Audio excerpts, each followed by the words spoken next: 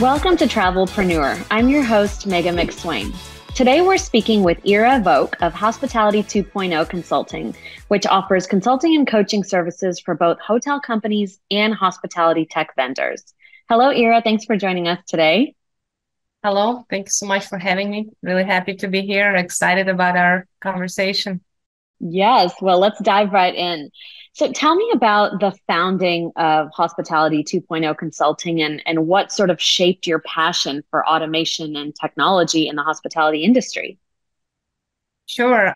As you rightly noted, I am very passionate about automation in our industry. And the main reason is because the adoption levels of technology in our industry are suffering a lot. They have improved slightly with the pandemic and other things that have happened in our industry, but we're still way behind other various sectors of economy and different industries when it comes to sophistication of our technologies and the adoption rates. And this was one of the reasons, but probably not the main reason, because the hospitality consulting company, Hospitality 2.0, it started, I would say, about 7 or 8 years ago, when I realized that I have knowledge and experience from many years in the industry that I can share with others. And many companies in our industry don't always understand how to maneuver in our complex reality. And I already had that knowledge. So I was What were you doing before in the travel industry? What was your experience or field? um, I've tried it all. I started on the operations level, at the property level, different operations Okay. roles, then got into revenue management. That was my biggest passion. It has been and it still is helping hotels improve revenues and profits, which is much more important than just top line revenues. And I Sure. talk a Yeah. lot about profit optimization. And about 13, 14 years ago, I got into technology by co-founding an RMS company, a revenue management technology company. It was the first RMS that had machine learning built in and AI. Before everybody started talking about AI, Wow. I started a company and it was a relatively successful business. We sold it to a PMS provider some number of years later. And that's kind of how I fell in love with technology. And I realized that it's just so much more efficient if you use technology to achieve anything, efficiency of your operations, I definitely profitability. agree. That's kind of the turn into technology that I took. And recently, I've been mostly devoted to consulting, but I've been doing that for quite a few years already. So the distinctive value of Hospitality 2.0 Consulting, what does it offer businesses in this sector? Great question. So, as you noted in the beginning, there's kind of two different streams of consulting that I do. One stream is consulting for hospitality companies, for hotel companies mostly. And that revolves around either technology adoption, helping them pick best vendors, because our ecosystem of vendors is very convoluted. So help them understand how to select the most optimal tech stack that will work for their use cases. And then also around revenue management and profit optimization. So when it comes to hotel companies, the value that I bring is understanding how to function efficiently and most optimally in our today's complex reality of technology solutions that are very diverse and complicated and convoluted, and there are a lot of them. And then also how to optimize operations from the standpoint of profit optimization, not just top line revenue, and how to actually have this connected together, because it's really easier to achieve profit optimization with the right technology in place, right? And Sure. then the second stream is I consult vendors, mainly tech vendors, hotel company, not hotel companies, technology companies that sell to hotels. So on the other Okay. side of the equation, I explain to them how to properly scale their businesses or enter the market of hospitality, because our industry is very fragmented and also very complex. So many times these vendors, these companies don't understand how to deal with, how to navigate in this environment, how to understand who the decision maker is, who the end user will be of their Right. technology, what the use cases are going to be when they build this technology, who even to approach when they're trying to scale in the industry, what this different segments of customers would be, of types of hotels. So I explained to them how to speak the language of hotels. So essentially, I try to connect the two Sure, and help right. them talk to each other because they speak different languages. And I'm kind of the interpreter between the two and help them get married and live happily ever after. And you mentioned this started 7 or 8 years ago. The consulting company, yeah, about Yeah. 7, 8, 9. I keep lose track of time because it's so exciting.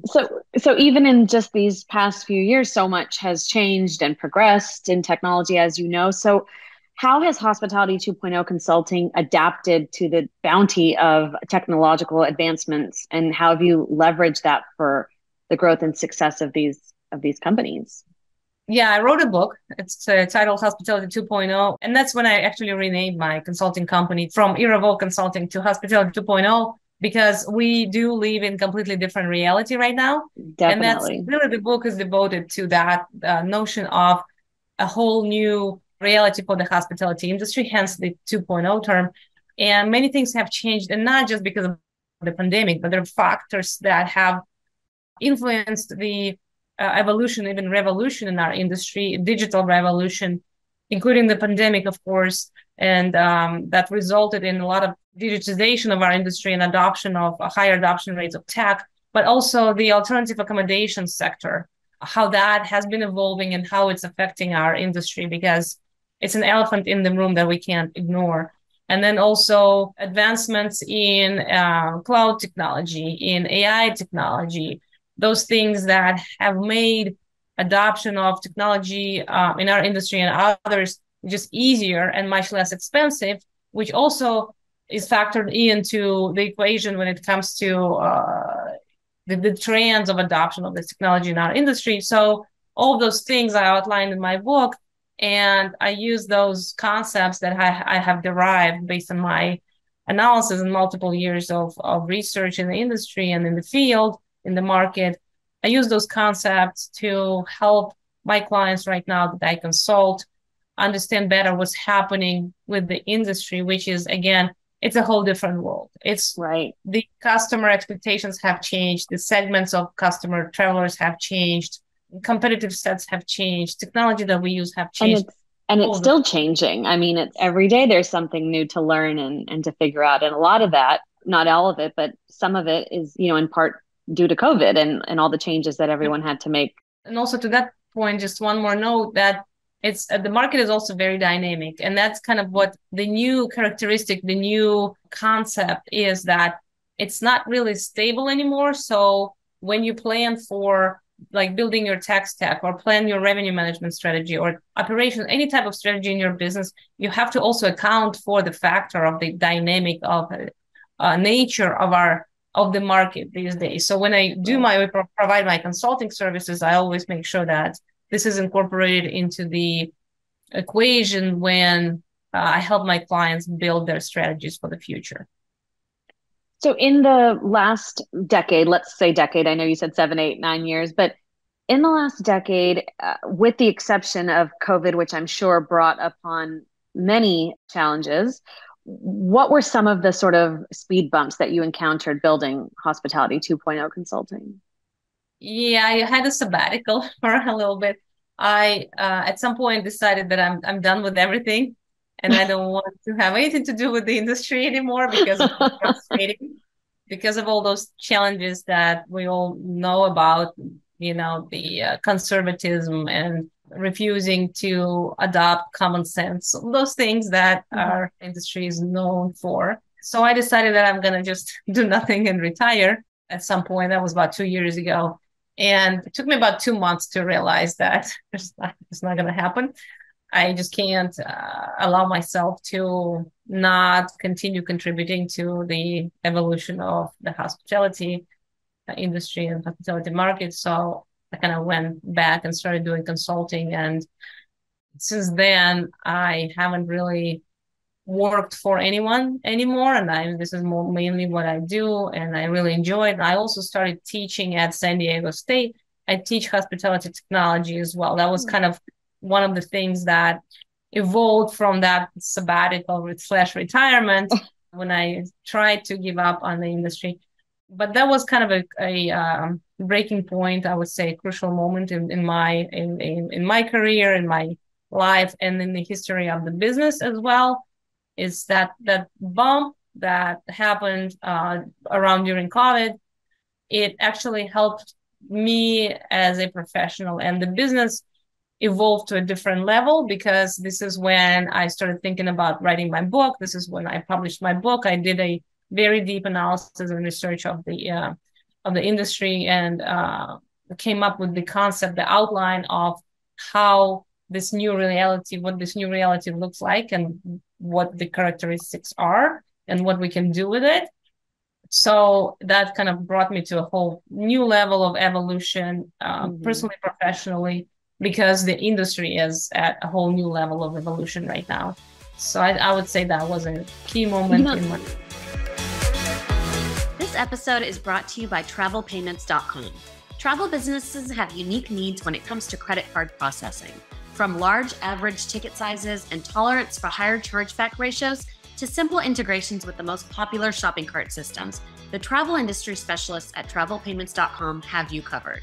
Unfortunately, many of the most popular credit card processors initially accept travel businesses, but without warning, freeze their merchant accounts and the thousands of dollars in them, because these service providers don't understand or support the unique needs of travel industry business. Don't get stuck with one of the big guys who will freeze you out without a moment's notice. Instead, work with the travel industry specialists who will support your business every step of the way. Visit TravelPayments.com to get a free quote today. Well, do you have a client success story that you can share with us? Someone that you've worked with in the past that it just sort of all fell into place with the help and guidance that you were able to offer? I have a few. If you take, for example, again, the first stream of working with hotel companies, I would say that my favorite success story is I consolidated a hotel company, a relatively large hotel company, on optimizing profits. And again, kind of moving from the mindset of top line room revenue towards the actual profit optimization. In the process of this consulting project, the main conclusion that the company kind of achieved is that their company was working in like silos, and different departments didn't really talk to each other a lot, which is very common in our industry. And I think this is like, if you look at any typical hotel company, you can say that that's the case pretty much anywhere. And they realized while we were discussing this, working on this project, is that the main reason why they can't really make a lot of progress towards the profit optimization is because different departments are incentivized using different metrics. None of those metrics are actually profit growth. So they were all pulling in different directions. Some departments, like marketing, for example, they were incentivized by growing total number of bookings driven through the direct channels. Revenue management department was incentivized by driving RevPAR. Sales was incentivized by other things, operations by other things. So this actually resulted in the company, in departments, pulling the business in opposite directions, which contradicted and conflicted with each other. Right. And until we actually sat down and looked at that and saw that, okay, nobody is really incentivized to drive profit. Like really not a single department, not a single person in the company, except for, of course, the investors, the owners, but their bonuses are based on the profit growth. And everybody's like, okay, why shouldn't we, why can't we revise these incentive metrics and the metrics, the KPIs that we look at, to align them with the actual ultimate goal of the business, which is profit growth. And then everything just kind of was put in place like pieces of the puzzle. And after that, it just became so much more efficient. And I see that it's not just one company that actually went through that kind of revelation process. I see that a lot when I talk to hotel companies. And I think that's something that I talk about it a lot in, my public speaking engagements online, in my articles. That's still a problem in the industry. Not all companies realize that that's the case. A few of them agree to change anything. So I think it's going to be years and years before the industry evolves to actually solving for this. But many are already doing it. Well, can you share some of the other effective strategies that you've encouraged clients to use to maximize their revenue and profits? Is there something that you can kind of look inward and sort of see, okay, I can pinpoint this? Yeah, of course. So the biggest gap in hotel space, I would say, not just hotel space, but hospitality space, hospitality businesses right now in terms of profit optimization is that, well, first of all, not a lot of them actually use technology. So that's one, but that's like a Right. common sense basic one. Okay, you should use an RMS system if you want to know Right. what you're doing and forecast and optimize efficiently. But even with the RMS technology right now, the gap is that the optimization strategies that and tactics that these businesses employ, they are not accounting for the expense part of the equation.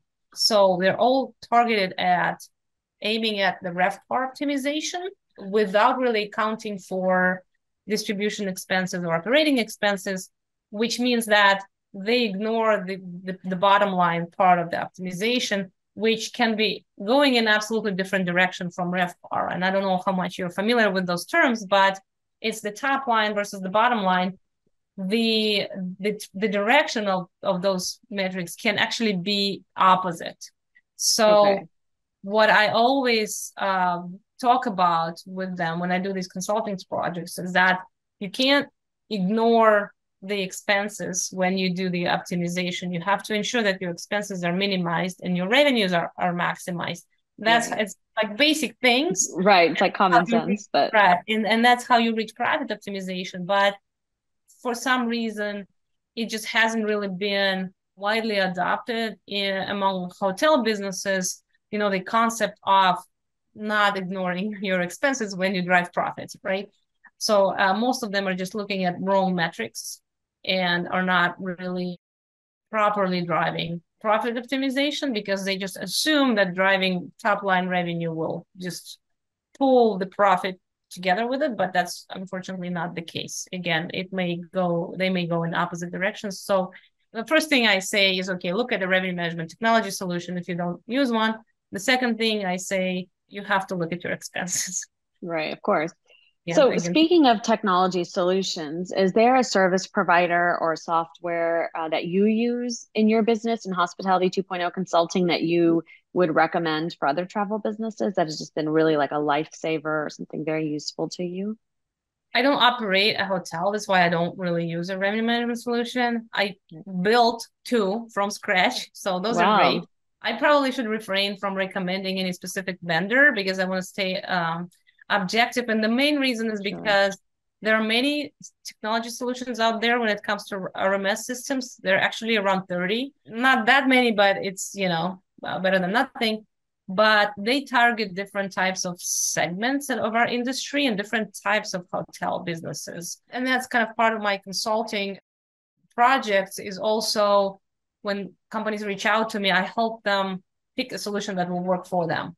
Sure. Accounting for the factors like the size of the portfolio, the type of the portfolio, limited service versus full service, how many rooms per building, what their specific needs are, and the needs may be very different. So one solution might be great for one hotel or hotel company, but not for another. So that's kind of part of the complexity that goes into the consulting and navigating in our industry. It's the tech ecosystem is very convoluted, and there are many categories and many wonderful vendors, but they're all different and they Right. all work better for some and not really well for And others. knowing that, I feel like is so significant because you don't want to waste money or time on something that you don't maybe need.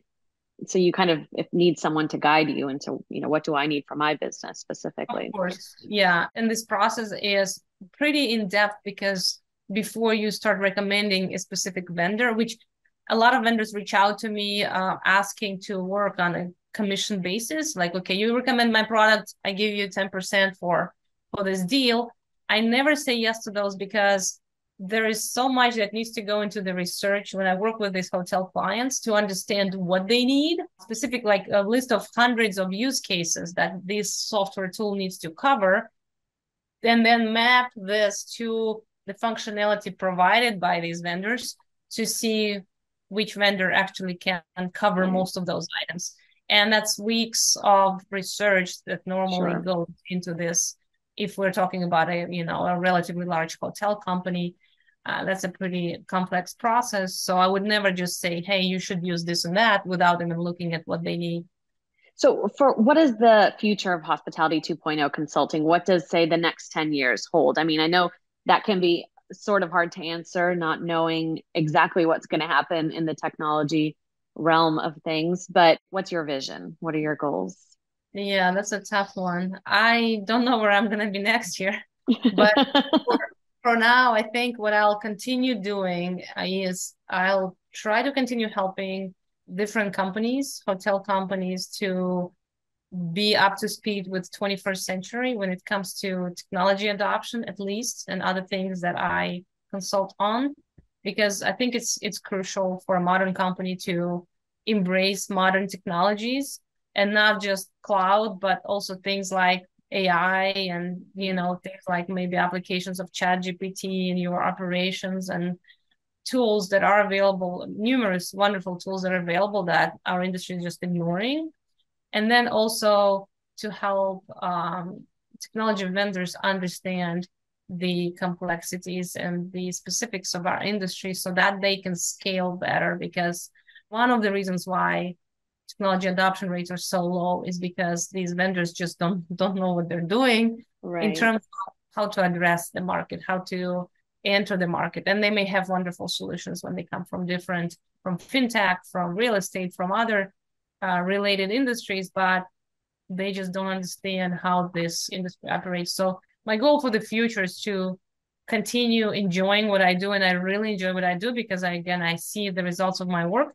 And also, kind of aside from that, I'll definitely continue teaching because I really, really enjoy seeing my impact on the younger generation, our future Sure. leaders, and opening their eyes, especially to the opportunities in the tech space. There is this misconception that the students have that if I want to work in tech, I have to have an engineering degree, which is Right. absolutely not the case. I don't have one. Most of the founders of tech companies don't have one. And when they see what the salaries look like in the tech space and what the opportunities are there, and they understand that they can actually enter this space with their hospitality degree, it changes their lives. So I really enjoy seeing how I change people's lives, and I'll continue teaching for sure as kind of a side. Well, thank you so much. This was all so insightful. And I feel like I mean, we could discuss so much more because there's really no end in discussing technology and what the future holds. If our listeners want to reach out and connect with you, what's the best way to learn about you and Hospitality 2.0 consulting? Of course. So there are two main ways. First of all, LinkedIn always works. Ira Vouk on LinkedIn, and my website. I have all my information there. iravouk.com, iravouk.com. Easy to remember. There is also a way to book an appointment with me on my website. If you would like to book a consultation or just reach out with a question, again, you can do that through the website or LinkedIn. I'm very active on LinkedIn. Easy, definitely very easy to reach. Wonderful. Well, thank you so much, Ira. It was wonderful getting this insight from you. And we hope to connect again in the future and get an update on everything that you are up to and everything that's happening with the company. Thank you so much for reaching out. It was fun.